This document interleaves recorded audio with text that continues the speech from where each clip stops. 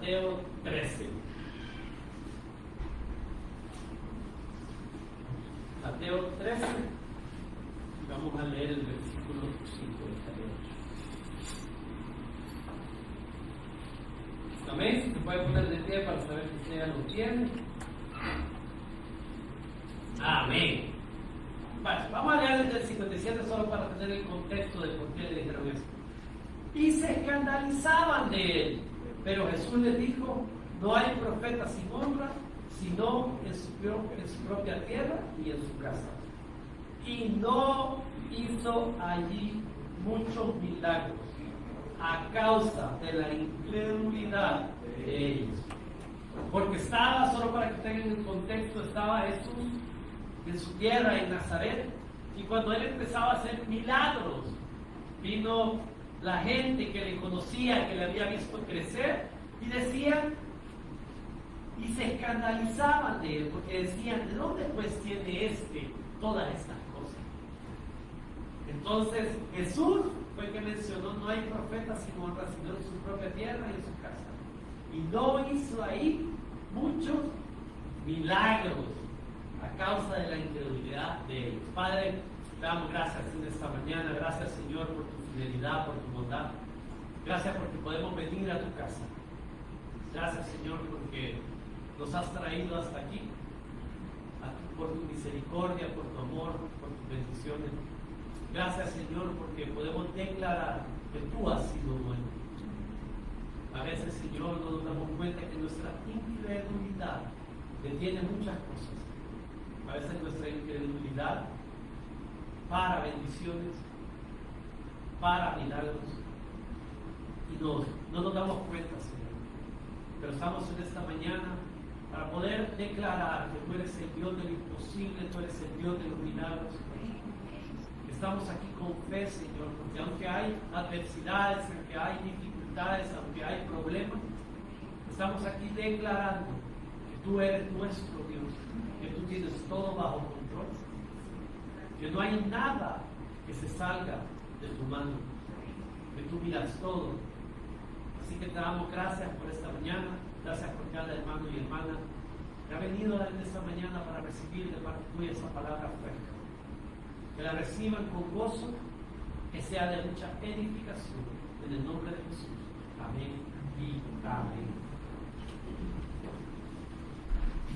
Como cristianos, estamos acostumbrados a relacionar los milagros con la fe. A mayor fe, mayor milagro. A mayor cantidad de fe que tenemos, mayor es la probabilidad que haya un milagro que se cumpla en mi vida. Ahora, eso es como cristianos lo que creemos y es así. Pero a veces podemos tener mucha fe y el milagro quizás no se da. A veces podemos tener una convicción que el Señor es el que va a dar el milagro y el milagro quizás no aparece. Ahora, ¿eso significa que estamos falta de fe o nos falta más fe para llegar a ese milagro? No. Ahí es donde se cumple la perfecta voluntad del Señor, que hay cosas que tienen que suceder en nuestra vida y hay cosas que no. Podemos estar esperanzados en un gran milagro, pero quizás no es ni el tiempo ni la voluntad del Señor. Entonces, como cristianos tenemos que entender que aunque la fe es la que activa el milagro, no necesariamente tenemos que tener una gran fe para que un milagro se dé, porque todo depende de la perfecta voluntad del Señor. No quiero que me malinterprete, no significa que usted no va a tener fe y si el Señor me va a dar mi milagro, no. Por eso es que nosotros como cristianos caminamos en fe, creyendo que el Señor tiene el control de todo. Y yo busqué el concepto de milagro. Si yo les preguntara a ustedes, ¿cuántos han recibido un milagro? ¿Cuántos me levantaran la mano? ¿Amén? Ahora, si yo les digo, ¿cuántos han recibido un milagro pequeño? ¿A qué categorizamos como milagro pequeño? Porque el ser humano le pone medidas a los milagros. Ahora, un milagro pequeño podría ser que estamos respirando. ¿Qué sucede si tuviéramos que comprar el oxígeno? En COVID sucedió. Hay muchos que tuvieron que ir a comprar el oxígeno. Ahora, si tuviéramos que comprar el oxígeno, ¿cuánto duráramos un año? ¿Cuánto pudiéramos durar un mes? ¿Cuánto duráramos una semana? ¿Por qué? Porque el oxígeno lo vendía caro. Hágase la idea de estar comprando oxígeno todos los días. Y nosotros no lo vemos como un milagro, pero es un milagro. Lo vemos como un milagro. Respiré ahora en la mañana, me levanté, respiré, no hay nada. Caminar. Para nosotros caminamos como que si nada pasa, pero mucha gente no puede caminar bien. Nosotros miramos, escuchamos, ponemos. Son milagros que quizás ya los dimos por sentado, pero son milagros. Ahora, si yo les digo, ¿cuántos han recibido un milagro mediano? Ya se va poniendo mejor la cosa. ¿Qué es un milagro mediano? No, hermano, que dice que me chocaron, pero el Señor pagó todo y hizo todo bien. Milagro mediano. No, hermano, que piense que me caí y me dieron un diagnóstico que tenía un esguince, pero de la nada el Señor, poquito a poquito me fue mejorando. Milagro mediano. Así lo consideramos como humanos. Ahora, si yo les digo, levanten la mano, ¿quién ha tenido un milagro grande? Ya todos empiezan a pensar, ¿qué me ha sanado el Señor? ¿Y si me revivió? ¿Qué es un milagro grande? ¿Y si me quitó una deuda de $10,000? ¿Hasta dónde consideramos un milagro grande?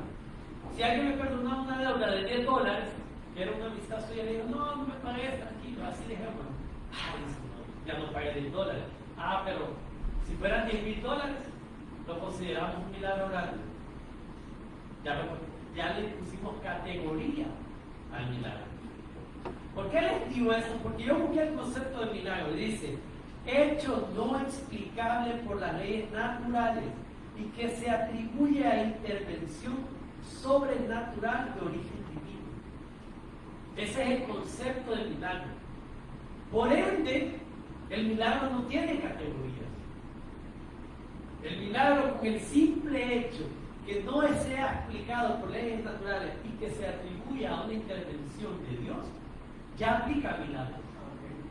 Salí de aquí, no me caí, estaba listo, es un milagro. El simple hecho que alguien le regale comida es un milagro. Hermano, le voy a prestar $5, no se preocupe, no me lo paguen, es un milagro. Esos son los milagros. Todos recibimos a cada momento, en cada día, un milagro del Señor. Ahora, como les digo, tomamos muchos milagros.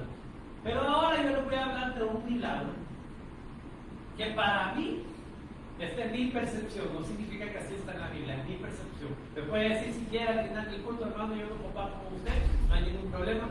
Pero hoy les voy a hablar del milagro más grande. Vamos a hablar de una historia que yo quiero que usted vaya viendo los personajes y se vaya identificando. Porque para mí, no hay, como les digo, empecé a pensar que cuál era el milagro más grande. Si había que categorizar. Porque el Señor no dice milagro pequeño ni grande. Cualquiera me podría decir, hermano, Jesús abrió los ojos de un ciego, eso es un milagro grande. No, pero Jesús levantó a un paralítico, eso es un milagro increíble. Jesús multiplicó el pan y los peces. Pero Jesús hacía muchas cosas que quizás pasaban desapercibidas para muchos, pero eran milagros. Gracias. Y yo ahora en esta mañana les quiero hablar de un milagro grande y quiero que, como les menciono, quiero que se vayan identificando con los personajes. Vamos a ver esta historia de una manera totalmente diferente. No quiero hablar de lo que todos quizás predican cuando hablan de esta historia, porque esa historia solo está en un evangelio, en Juan. No está en otro. Y quiero que veas esta historia con otros ojos y sobre todo con otra mentalidad. Porque el primer personaje que yo les quiero hablar está en Juan 8 del 1 al 2, que dice que Jesús estaba enseñando en el templo. Y mientras estaba enseñando en el templo, vino mucho pueblo, dice la palabra del Señor. mucho pueblo venía a él, y él sentado estaba ¿qué? Enseñando. El primer personaje que les quiero presentar en esta historia se llama el pueblo que está en el aprendizaje continuo. Era un pueblo que estaba deseoso de escuchar del Señor, porque había escuchado que había milagros. Era un pueblo que siguió a Jesús hasta el templo porque sabía que ahí estaba Él. Era un pueblo que a pesar de las dificultades hacían el tiempo. Quizás algunos tenían que cerrar negocios, quizás algunos dejaban a un lado las actividades agropecuarias y dejaban a un lado todo por ir a escuchar al maestro. Y este pueblo en su mente, lo que tenía en su corazón, el anhelo de su corazón y en su mente era: quiero escuchar a Jesús. Yo creo que todos los cristianos nos identificamos con este pueblo, porque si no, usted no estuviera en esta mañana. Amén, amén. Esa es la característica del personaje del pueblo, de ir aprendiendo día a día. Quizás este tiempo no era el tiempo del templo. Quizás no era un tiempo en donde los sacerdotes habían llamado a gente. Simplemente Jesús estaba ahí. Entonces, este es el pueblo que no solamente es llamado un domingo en la mañana.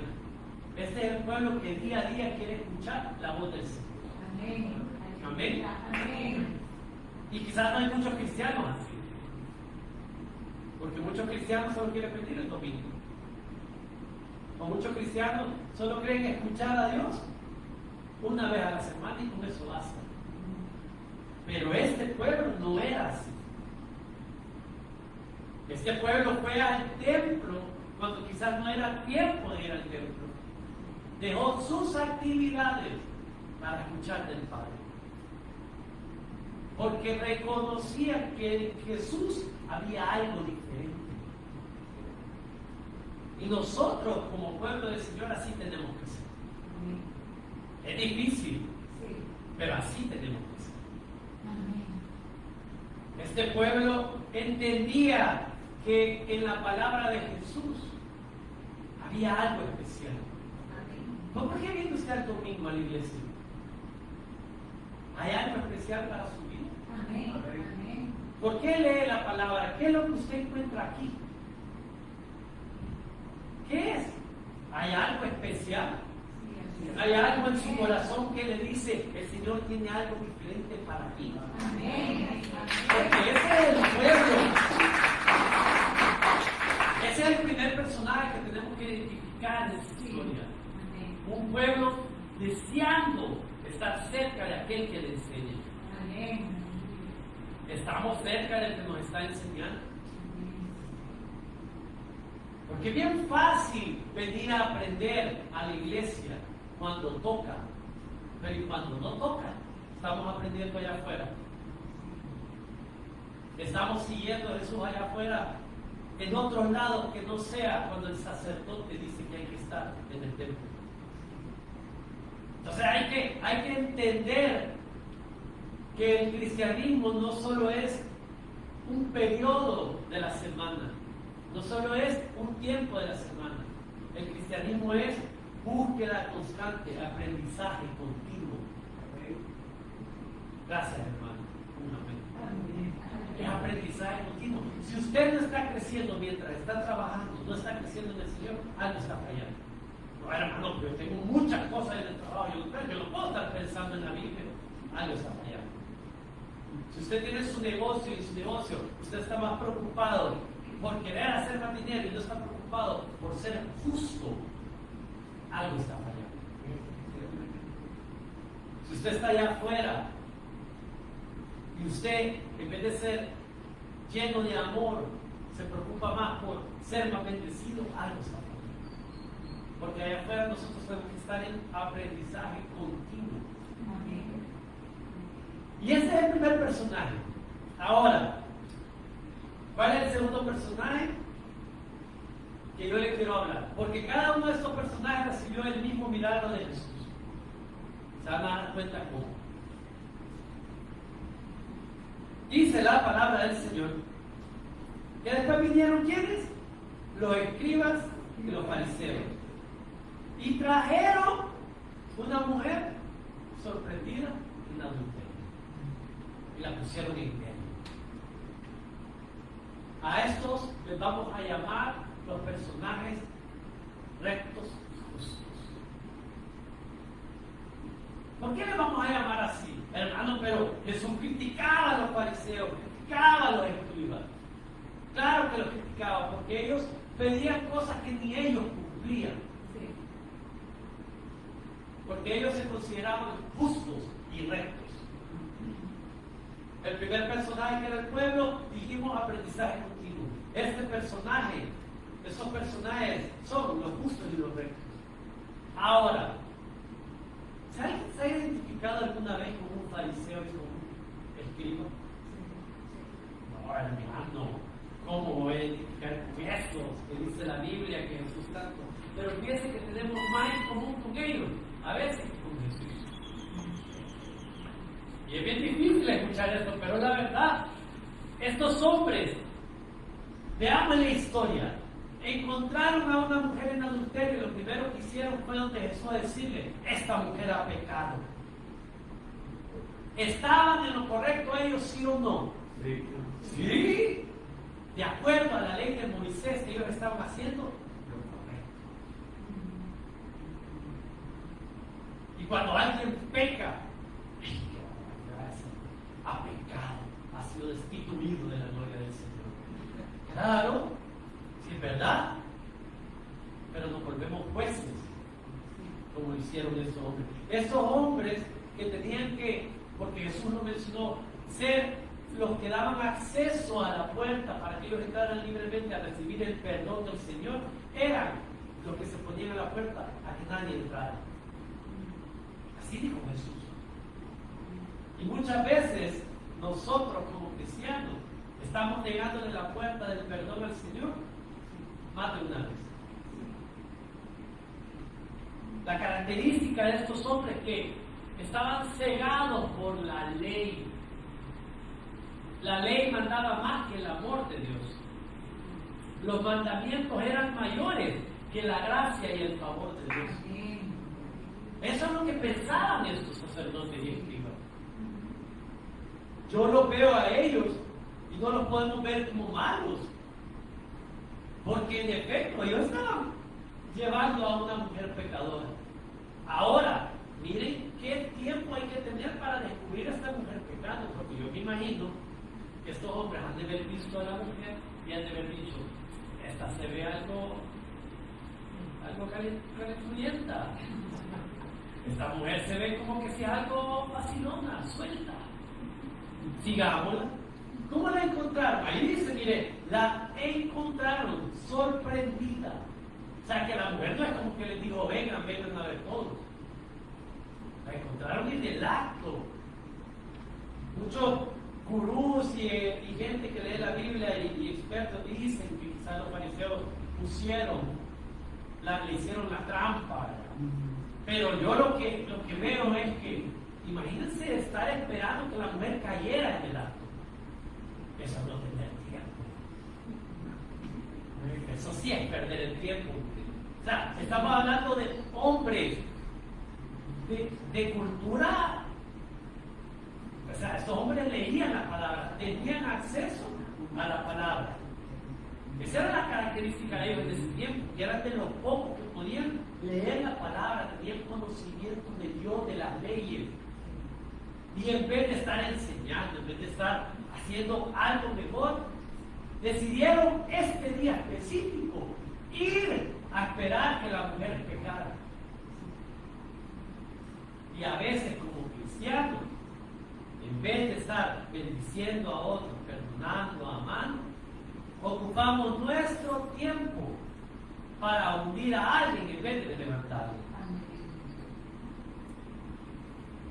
Silencio en la sala. Póngase a pensar cuánto tiempo ha perdido usted por estar, para los que yo, porque no me gustan las redes sociales, pero para estar en las redes sociales escribiendo cosas que no vale la pena. A mí me da risa cuando la gente me dice, no, es que le escribí a Messi porque me cae mal, perdido ese mundial, ¿qué importa? Usted tiene el tiempo para estar criticando a alguien. Yo no tengo el tiempo para estar criticando a alguien. El tiempo es necesario para hacer muchas otras cosas de esta critica. Pero hay gente que se toma el tiempo para hundir a una persona en vez de levantar. Los escribas, los que se suponían que tenían que levantar a todos los pecadores, estaban metidos en un tiempo de destruir. El segundo personaje es querer ser rectos y justos, cuando nadie lo es. El segundo personaje es querer estar por encima de cualquiera. Y es bien fácil sentirse por encima de cualquiera. Si el que viene a los cultos, el que viene a los convivios, el que viene a los eventos, y ve que alguien no viene tan seguido, empieza a decir, uy, este no viene tan seguido. Yo sí vengo. Creemos que el tiempo de pasar mucho tiempo en la iglesia me hace más santo. ¿Sí o no han pensado así? ¿O solo yo pienso así? Sí, pensamos así. Mira, este hermano no vino al culto y así quiere el milagro. ¿Te ha pensado así? ¿O solo yo pienso así? Porque empezamos a ver una rectitud en nuestra mente y en nuestro corazón diferente a lo que Jesús era. Totalmente diferente. Vemos el último personaje. Creo que todas la conocen. La mujer. La mujer, dice la palabra del Señor, fue sorprendida. ¿Haciendo el qué? Pecado. Esta mujer ese día no planificó que la encontrara. Ese día esta mujer no se levantó pensando, hoy voy a pecar y que me castiguen porque he pecado. Esta mujer no se levantó pensando, hoy tengo ganas de pecar. Vamos a ver qué sucede. ¿Y quién se levanta así? Seamos honestos. Nosotros que conocemos la palabra, usted que viene al culto, que recibe palabra, ¿quién se levanta pensando que va a pecar? ¿Quién se levanta y dice, hoy quiero dar un par de mentiras buenas? ¿Quién se levanta diciendo, hoy voy a ofender a un par que se lo merece? ¿Quién se levanta pensando, hoy voy a robar lo que tanto me quería robar en la empresa? ¿Quién se levanta así? Nadie. Porque el pecado siempre sorprende. Es curioso que pecamos una y otra vez quizás en la misma situación y siempre nos termina sorprendiendo. Dice la palabra del Señor que a esta mujer la encontraron sorprendida. Ahora les pregunto, ¿ustedes creen que esta mujer era la primera vez que lo hacía? Yo no creo que haya sido la primera vez que lo hacía. Porque si ellos habían descubierto que era una mujer que probablemente le era infiel, era adúltera, entonces quizás ya tenía alguna fama por ahí. Es decir, que ese pecado no era la primera vez que lo cometía. ¿A cuánto nos sorprendieran en el acto allá afuera nosotros? Eso fue lo primero que me puse a pensar cuando empecé con este punto. Yo dije, y si un escriba y fariseo me siguiera, ¿cuántas veces te cacharan? ¿Cuántas veces me agarraron y llegaron donde Jesús? Mintió, yo lo vi, mintió. Le tiró el carro, yo lo vi, le tiró el carro, que se baje. Seamos honestos. Yo me puse a pensar, si tuviéramos un fariseo o un escriba a la par de nosotros en todo el día, ¿a cuántos nos cacharon? ¿A ¿Cuántos nos encontrarán sorprendidos? Porque mire, cuando usted tiene supervisión, cambia. Si yo lo acompañara en su día a día, usted cambiara. Se lo aseguro, hablará diferente. No, hermano, que les bendiga. Buenos días a todos. Cambiara. Pero si usted no supiera que lo están siguiendo, ahí está la cosa. Con las amistades, en el trabajo, en su negocio, aún dentro del núcleo familiar no cambia. Porque hay más confianza. Yo les voy a ser bien honesto. Yo cuando juego fútbol, ahora que ya no puedo, pero cuando jugaba fútbol, cuando yo me molesto, sale un ser diferente a quien me viene aquí predicando.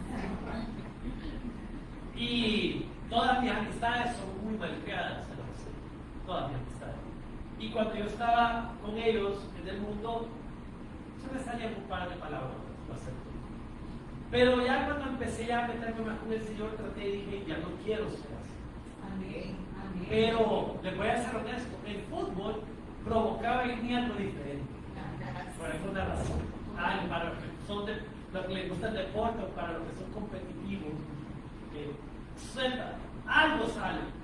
Y de vez en cuando se me salía una palabra. Y yo decía, bueno, nadie vio, nadie de la iglesia. No hay nadie de la iglesia, no hay problema. Pero en mi mente después decía, ¿y si hubiera alguien de la iglesia? ¿Qué pensarán de mí? Y si hubiera un escriba y un fariseo viéndome, ¿me llevaran con el Señor? Claro que me llevaran. Este dijo una buena palabra. Y es bien difícil cuando en nuestro día a día ya no podemos pensar, porque nos importa más, ojo, miren esto, nos importa más el pensamiento del fariseo y del escriba que el de Dios. Amén. Jesús no tenía por qué estarnos siguiendo, pero sabía el corazón de ellos. Jesús conoce el corazón de cada una de las personas que se acercaba a Él. Amén. Entonces, la gente que empezaba a ver a Jesús cómo actuaba, cómo hablaba, que sabía lo que pensaba en su corazón, le debería haber importado más lo que Jesús pensaba, no lo que los escribas pensaban. Y a nosotros muchas veces nos importa más lo que otros piensan que lo que Jesús piensa. Y eso no significa que yo voy a estar pecando, voy a estar cometiendo errores. Pero después me di cuenta, fíjense, que si alguno de ustedes, lo digo con toda sinceridad, o sea, me cacha en el acto, fíjense que mi corazón va a estar bien tranquilo. Suena raro lo que, peor que lo estoy diciendo en el púlpito y me están grabando. Pero si alguna vez alguien me cacha y yo vi al hermano tanto a la vieja, yo después voy a decir, bueno, al final, el Señor sabe mi corazón. Porque uno tiene que estar bien firme en el Señor. Ahora, no es correcto hacerlo, no le estoy diciendo que es correcto hacerlo. Pero esta mujer la encontraron en el acto y se preocupó porque la encontraron la máxima autoridad de ese tiempo. No es lo mismo que usted lo encuentre el hermano que casi nunca ve el domingo a que lo encuentren los pastores. ¿Sí o no? Sí, amén. Es lo mismo. Voy a hacer pensar si usted, bien bravo porque lo han chocado, sale y empieza a gritar las palabrotas. Y el que lo chocó, son pastores. Hermano, Dios le bendiga. No se preocupe, el Señor cubre todas las necesidades. Ay, pero si no es cristiano el que lo chocó. Esta mujer obviamente se sentía culpable. Ese es el tercer personaje, el que nos agarra en el acto. Y si ustedes me preguntan a mí, yo me identifico con los tres, pero con la que más me identifico con ella, porque es bien fácil caer en el pecado, es bien fácil que nos sorprenda. Ahora, como les digo, ¿estaban en lo correcto los fariseos? Claro que estaban en lo correcto. ¿Y qué es lo que tocaba? Sentencia irrevocable. ¿Qué había dicho Moisés? todo aquel que se encuentra en adulterio, que muera apedrado.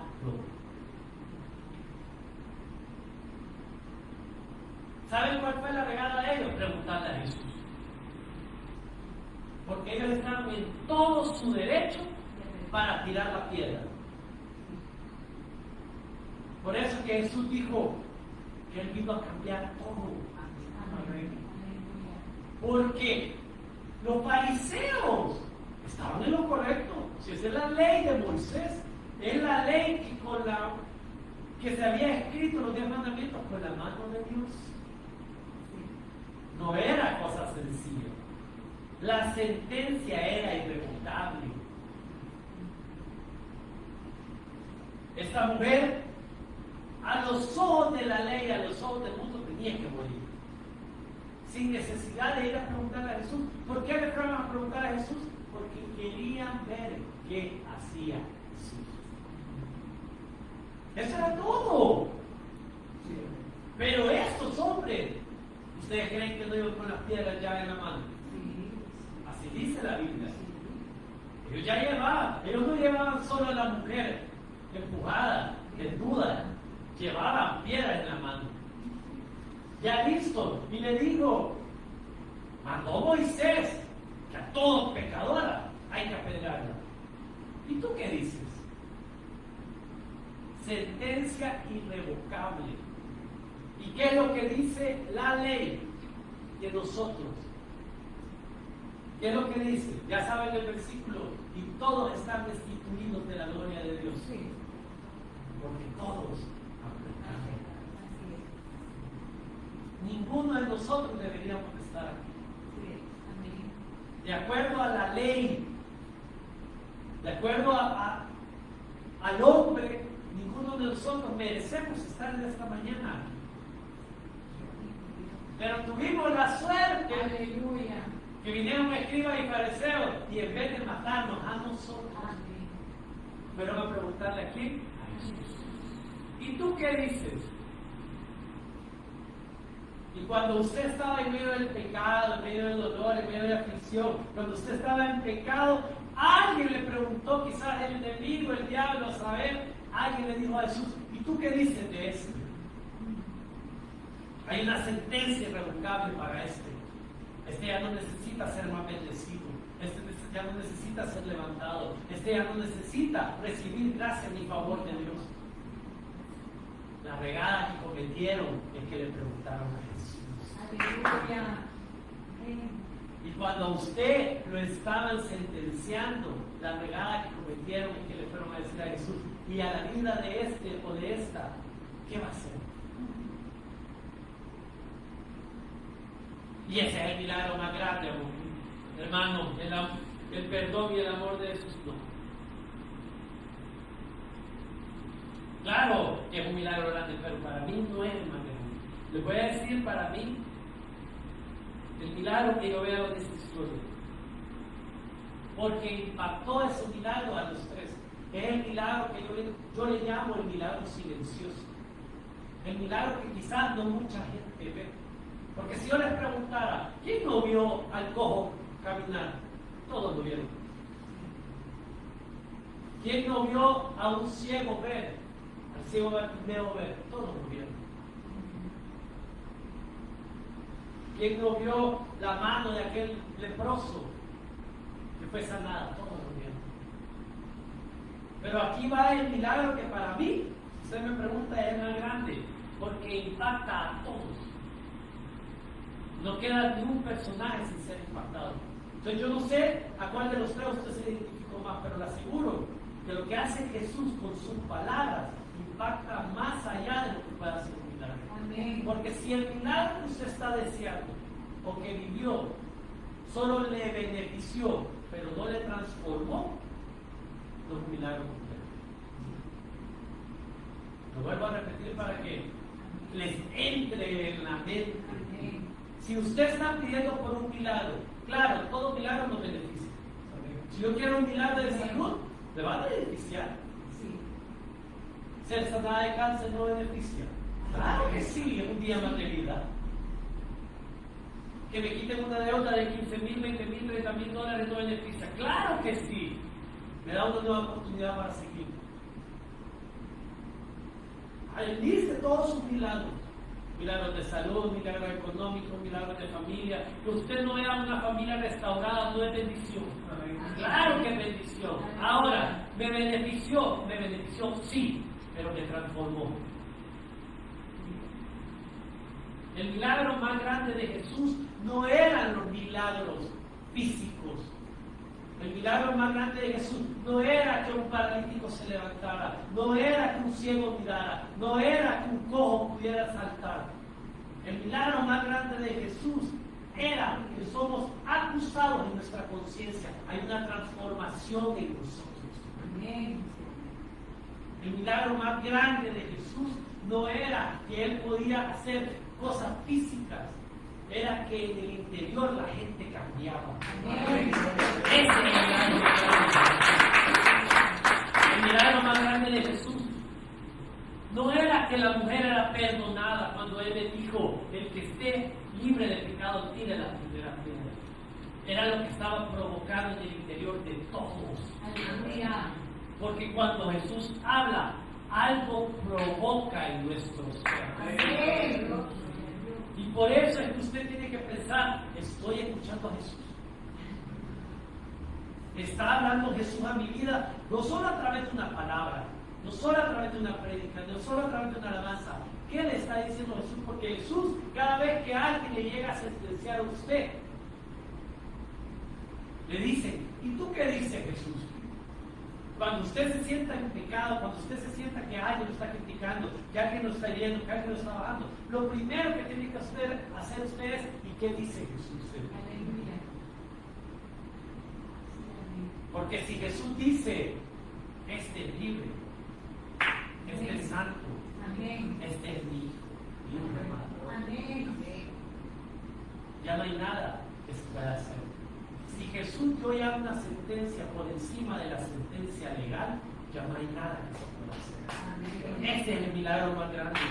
¿Qué sucedió? Miren, ustedes leen, por tema de tiempo, no lo voy a hacer, pero si ustedes leen más adelante los versículos, si ustedes leen, dice que todos se fueron. Todos. Ahora, la gente solo piensa en los fariseos y los escribas. ¿No se acuerdan que había un pueblo? ¿Se acuerdan? Así es. Había un pueblo escuchando. Sí.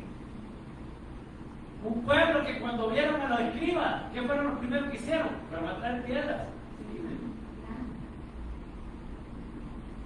Y estos son los detalles que quizá la gente a veces no se da cuenta. No solo se fueron los fariseos, se fue todo el pueblo. O sea que no solo fueron los que nos juzgan, se fueron los de alrededor, los que escuchaban la palabra del Señor. Los que andaban buscando día a día del Señor, que dejaron todo por escuchar a Jesús, pero cuando Jesús dijo algo que no les pareció, se fueron. Qué curioso que cuando Jesús perdonó a una mujer adúltera, no solo los escribas se fueron, se fue el pueblo que le estaba escuchando. ¿Cómo lo sé? Porque la palabra dice: y estando él solo con la mujer. Quedó la mujer sola con él. ¿Por qué? Porque cuando las palabras de Jesús, el milagro más grande, no solo transforma a los escribas, porque los escribas iban bravos. Dicen que desde el mayor hasta el menor se fueron uno a uno, mientras Jesús escribía en la tierra. Muchos dicen que escribían pecados, muchos dicen que escribían versos de amor. Lo que sí estamos claros que lo que Jesús dijo y escribió impactó tanto en la conciencia de ellos que no pudieron lanzar ni una piedra. Amén. Ahora aquí viene lo duro que les voy a decir, y se los tengo que decir, aunque caiga mal. Si usted está lanzando piedras es porque quizás las palabras de Jesús no han llegado a su corazón. No es porque Jesús no tenga poder, es porque usted no le está escuchando. Si estamos lanzando piedras es porque el milagro más grande de Jesús no ha entrado a nuestro corazón. Porque el milagro más grande es la transformación. Para Él, el transformarle su ser es lo más importante. Que el Señor le puede dar mucho dinero, que el Señor le puede dar casa, puede dar todo. Él dice que Él no tiene límites. Si el milagro de Dios en lo físico es lo más fácil, sanarlo a usted cree que el Señor le cuesta eso. Lo dijo en Jeremías y lo volvió a decir aquí, no hay nada imposible para Dios. Si para Dios lo físico no es nada. Nosotros podemos llorar y decir 1000 veces, Señor, mi salud, para el Señor eso no es nada. Pero el Señor a veces no da porque sabe que no se va a cumplir el milagro que a Él importa, la transformación de su ser. Si usted recibe una sanidad y usted no se transformó, algo sucede. Si usted recibió el milagro que le regalaron un carro y usted dice, ¡ay, qué bendición, me regalaron un carro! Pero usted ese carro no fue transformado y no bendice a otro, algo sucede. Y no estoy hablando de vaya a la casa, carro, no, estoy hablando de su ser. Porque cuando usted se pone a pensar más en lo material que en lo espiritual, algo está fallando. El milagro del Señor ya no está en su corazón. Porque a Él lo que le importa es lo que está aquí. Todo lo de afuera, la ropa, los zapatos, la casa, todo eso al Señor le da lo mismo. Si Él multiplica así. Amén. Por eso que a Job le quitó todo. Para que él entendiera que a él lo que le importara era cuando Job le dijo, a oídas te había conocido, mas ahora mis ojos te ven. Eso es lo que le importa a Dios. Entonces, el milagro más grande es Jesús transformando conciencia. Es Jesús transformando. Porque ¿qué fue lo que sucedió después? Dice, mire, ¿cuántos te condenaron? Ninguno, y yo tampoco. Ve en paz. Ahora, Jesús dejó eso, no peques pues. Lo podemos lograr, difícil, hermano, pero lo dijo Jesús.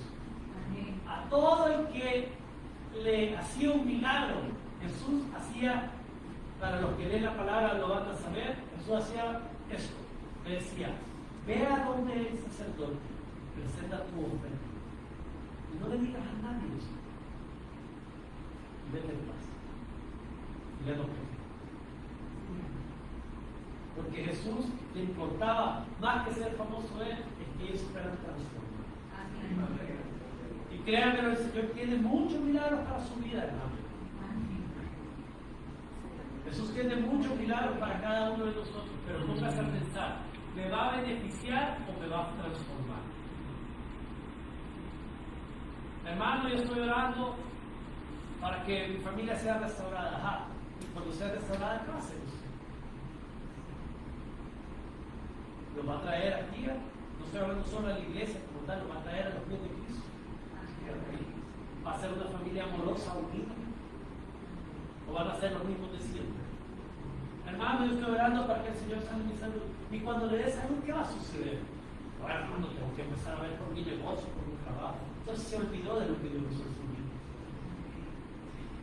Y sucede porque recibimos milagros tras milagros todos los días y se nos olvida lo que Dios hace en nuestra vida.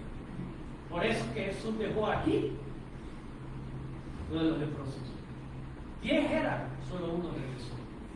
Miren las estadísticas más bellas del ser humano. De 10, solo uno agradece. Pongámoslo en milagros. Probablemente usted recibe 10 milagros, solo de uno se va a acordar. Señor, gracias por el milagro. ¿Por qué? Porque era el más grande. Porque era el que le quitaba el sueño, el que le preocupaba. Recibimos milagros tras milagros todos los días. Lo que tendríamos que hacer es estar bien en nuestra conciencia, transformado por lo que está haciendo Dios en nuestra vida. Amén. Ese es el milagro más grande. Hermano, hermana, yo le podría decir aquí, venir a decirle todos los días, el Señor, usted va a recibir salud, usted va a recibir milagros grandes, usted va a tener nuevos tiempos. Pero más que eso, ¿sabe lo que yo quiero que usted reciba? La verdadera transformación del Señor. Una nueva mente, un nuevo corazón. Y ese es el milagro más grande del Señor. Póngase de pie, vamos a orar. Gracias, Padre. Gracias, Señor, por tu palabra. Gracias porque tú conoces mi corazón. Señor, no puedo ni mentirte ni engañarte. ¿Cuántas veces he dejado a un lado tus milagros? Y me importa más mi bienestar, me importa más mi ganancia. Y dejo a un lado, Señor, lo más importante. Que tú empieces a transformarme de adentro hacia afuera. Puedo ser sincero, Señor. No tengo por qué esconderme. No tengo ninguna necesidad de hacerme el santo frente, Señor, de mi iglesia. Tú conoces mi corazón. A veces he sido como el pueblo que te busco, Padre, y anhelo tus palabras, Señor. Pero cuando empiezan las palabras de Jesús a decir cosas que ya no me parecen, me voy. A veces soy como los escribas, Señor, los fariseos, lo acepto. A veces me gusta juzgar, porque me hace sentir santo, me hace sentir puro. Me gusta ver a otros y decir, no sirven como yo. No son tan santos como yo. Pero a veces, Señor, me siento como la mujer adúltera. Me han arrastrado y desnudo he caído delante de ti, sin nada más, sin una habilidad, sin una capacidad para defenderme. A veces la gente mira mi vida y ha de decir, ¿por qué lo hacen? ¿Por qué predican? No se lo merecen. Me identifico con los 3 personas que siguen.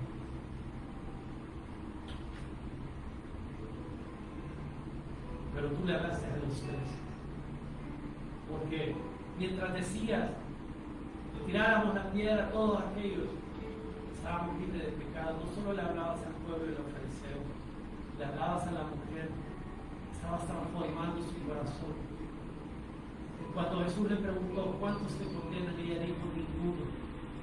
Porque entendió que todos somos iguales, todos estamos necesitados de la gracia y el favor de Dios.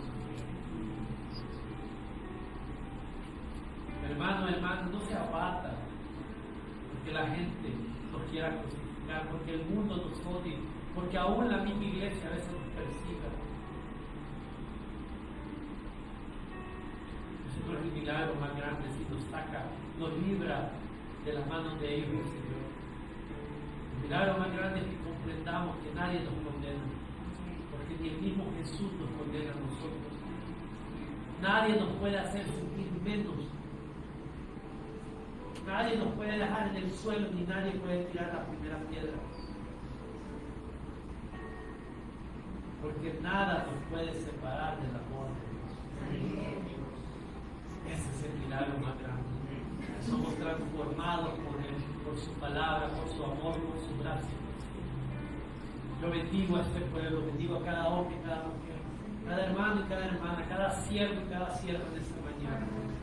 Y declaro, Señor, declaro, Jesús, que tus palabras han entrado en mi corazón y están siendo transformados. Que van a recibir su milagro físico, pero el más importante es el espiritual. Gracias, Señor, por este pueblo. Gracias, Padre, por tu palabra. En el nombre de Jesús. Amén y amén.